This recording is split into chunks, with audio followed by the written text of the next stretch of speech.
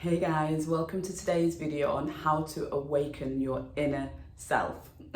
So if you're new to my channel, hi, my name is Elika. I'm a trusted advisor and an energy optimization coach working with entrepreneurs and purpose-driven leaders who want to optimize their energy. So I look at all areas of your life that could be taking energy from you and help you to build the lifestyle habits, the inner work, and all the wisdom that you need to be able to have more peace and harmony in your personal and professional life.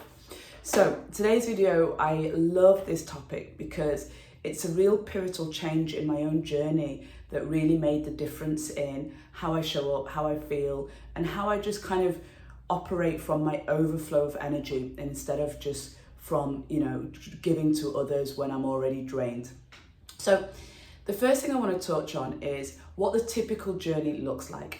So for most people that decide that they either want to go through a transformation, they want to upgrade their life, or they just feel like they're in patterns of behaviors that are not serving them, and they want to see more peace, more joy, more abundance, more health, more wealth, all of that stuff.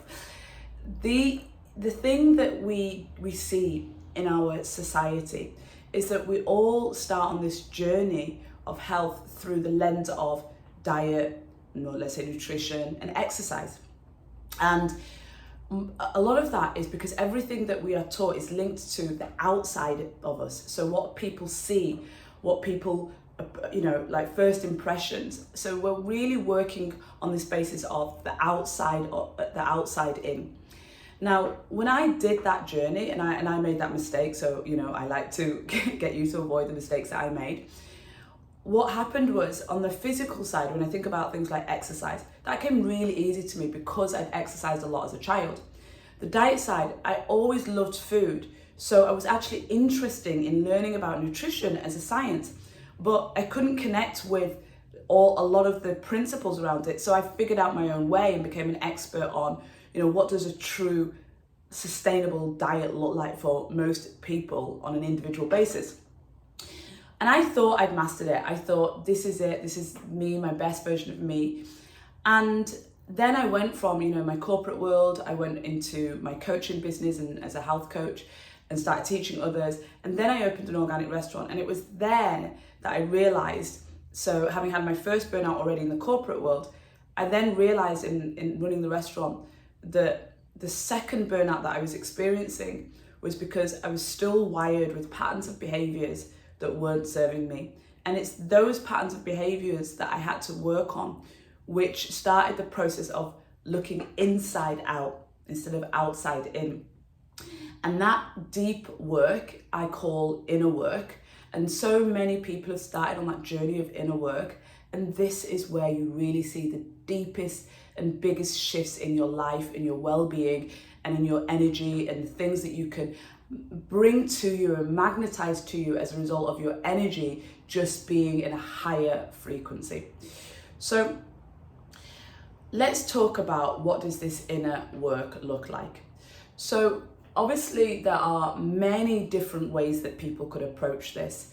What I want to share with you today are three that I find to be the most powerful, and there are different versions of those. So the first one is meditation. Now, for years, you had the monks in Tibet talking about meditation, and now the science proves that when they study the brain, the matter of the brain, the chemistry of the brain, the materials of the brain changes when they look at the brain scans from people that have meditated and people that haven't. And a lot of people that try to meditate that fail with it is because they are trying to stop themselves from thinking. And that's the most ridiculous thing to do because the brain is designed to think. What meditation is really about is what are you getting it to think about? And if we can focus our mind on thinking about one thing instead of multiple things, then this becomes almost like this art of concentration. It becomes the art of being very present in the moment when people are talking to you because your mind is not over there, over there, over there. It's literally on one thing. It creates this peace in you, this calm state in your nervous system that then allows you to be in tune with how you feel in the moment about things instead of being overreactive to things. And for me, as somebody that took 8 years to really solidify a meditation practice that I felt was completely embedded into who I am, it wasn't easy for me. I really am somebody that had one of those monkey brains. So that sitting down for me in silence, which was my approach to it, didn't work. So then I did guided meditations where I would sit, and I used the app Headspace to start with, and I would sit with the instructions being told of me what to do. And this helped me. And you know, there's a quote that comes from Gandhi that says, if you have 1 hour to meditate, you only need to meditate for 5 minutes. And if you have only 5 minutes to meditate, you need to meditate for an hour. And I've got to admit, I was one of those people that I had to start so small. So I think I started with 10 minutes, and it probably took, maybe a year before I was able to meditate for 20 minutes, 30 minutes. And what I found about those longer meditations that I was doing, they were typically in like retreats that I was going to, or, like experiences that I was undertaking. It wasn't really my home practice. The longer meditations didn't become my home practice for a couple of years. And even then, it wasn't every day. It was just those times where I'd go, I know what I need in this moment. I need to use this 30 minutes and just sit in meditation. And when you get to that state, it's because you start to already see from the shorter, consistent sessions that connection, that practice of bringing you back to just being in your inner world and experiencing the silence of your inner world and what comes up in that, and training your brain to go back to that thing. And that thing can be a mantra that you're repeating. That thing that I use is the breath, and just noticing where it is in my body. That thing can be a feeling, like you zone in on one part of the body, like the heart, and you just stay there, bringing the mind back into the heart, the heartbeat, the heartbeat, the heartbeat. It can be different for everybody in terms of how you experience bringing it back down to singular focus. But what starts to happen is slowly you start to notice how in everyday scenarios, there's almost like a pause, a momentary pause that you get that you never had. So like if you're interacting with somebody else, it's almost like you notice there's a pause that is allowed, a space that's created before you respond back that you never noticed before. And that pause can start to get bigger and bigger, and you become more aware of it the more you sustain the practice. And what this allows you to do is to be very in tune with how you're experiencing life versus being on a treadmill and just going through life a million miles an hour. So I want to give you the example of, imagine that you're in the car and you're on a beautiful drive, and it's like so much nature, so many beautiful things to do. Can you imagine the difference of being in the passenger seat, looking out the window and doing that drive at 100 miles per hour versus doing it at 40 miles per hour? Notice, what would you see if you were 100 miles per hour versus if you were 30 miles per hour? And that is what life is like when you start this meditation practice and you bring that level of presence into your life. I just love it. Like I think it's honestly one of the most powerful changes that I made to my life. Like, I had the most impact into my day-to-day experience of life by being that in tune with my energy, which, emotions, it's just energy moving through the body, energy in motion. So the second one I want to talk about is journaling. And it's so funny because when I started conscious journaling practice, like consciously decided to write down my thoughts every day, there was a point I got to when I was like, I used to do this as a kid. Like, I used to love journaling as a kid, but I think I just called it diary, like writing in my diary. The term journaling wasn't used then. And like, I was so grateful that I had experience of it before, because what happens is when you're getting into journaling, a lot of people make the common mistake of over analyzing and criticizing their journaling practice. So they're like, oh, I don't know what to write. Oh, should I write this or do that? And that's not the point. The point is to sit and be and notice what comes up and just write whatever comes up. And so what I did was I had to do something similar to what I did when I started the meditation. I needed to use a guide to be able to take me into that space. So I now use 3 prompts when I journal. And that is to just get my brain to allow myself to ease into it.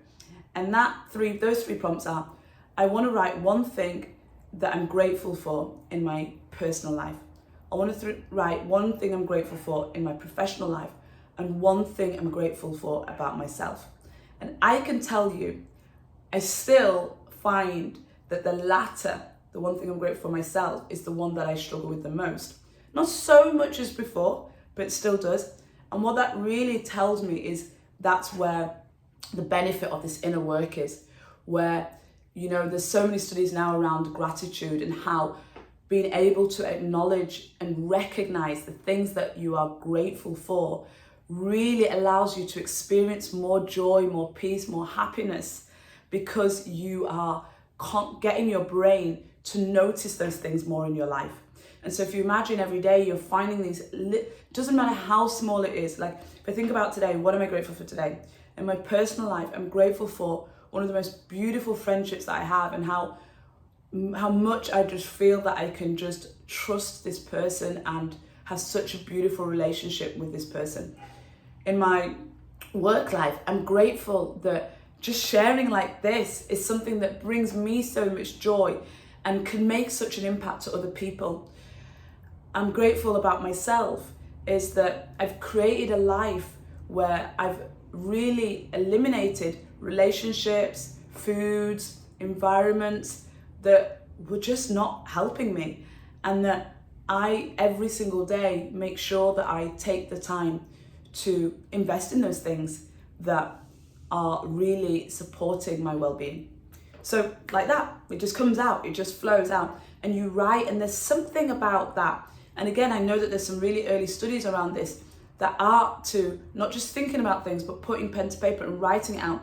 And what it does is it creates those sparks in the brain. The brain starts wiring itself to the thoughts it has about those, and then the feelings, the emotions connected to those thoughts. And then you go deeper into what that experience is like for you, and what that really is, how things are having an impact on you.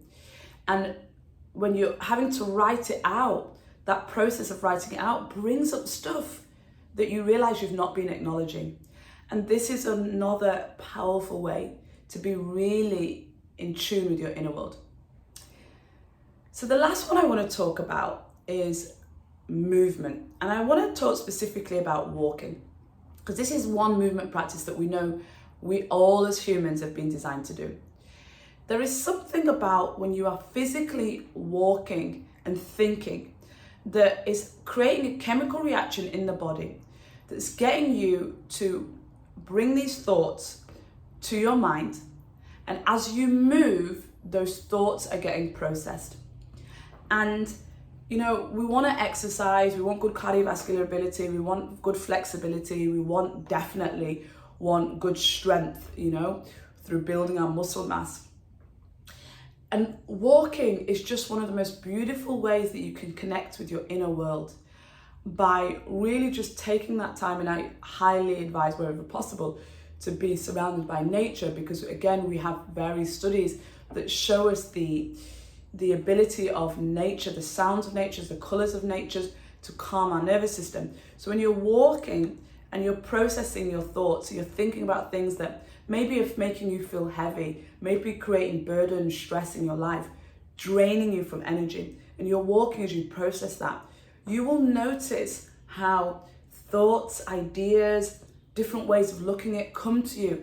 And that process allows you to really explore what's going on in your inner world.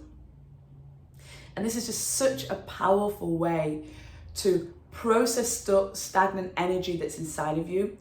Be in tune with how your body is feeling as you process those thoughts, and just have that real connection to your inner world.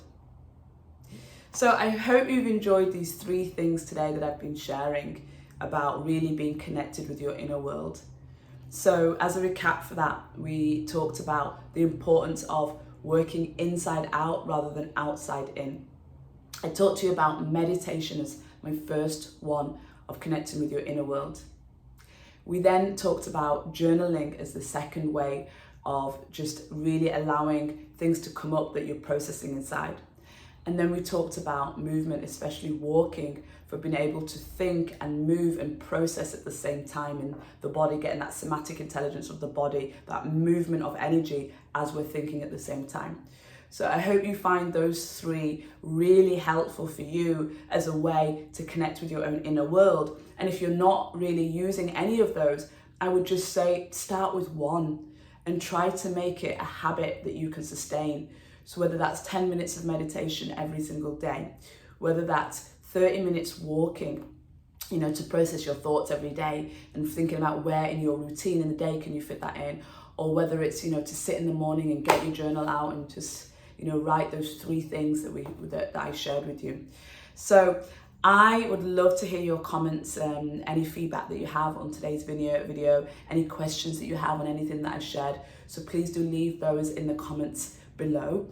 And I look forward to making more videos and sharing more wisdom for you on how you can optimize your energy by creating more peace, more joy, and more harmony in your personal and professional life. And that is going to allow you to take that energy in overflow and go out and create the impacts that you are here to do. So thanks so much. Take care.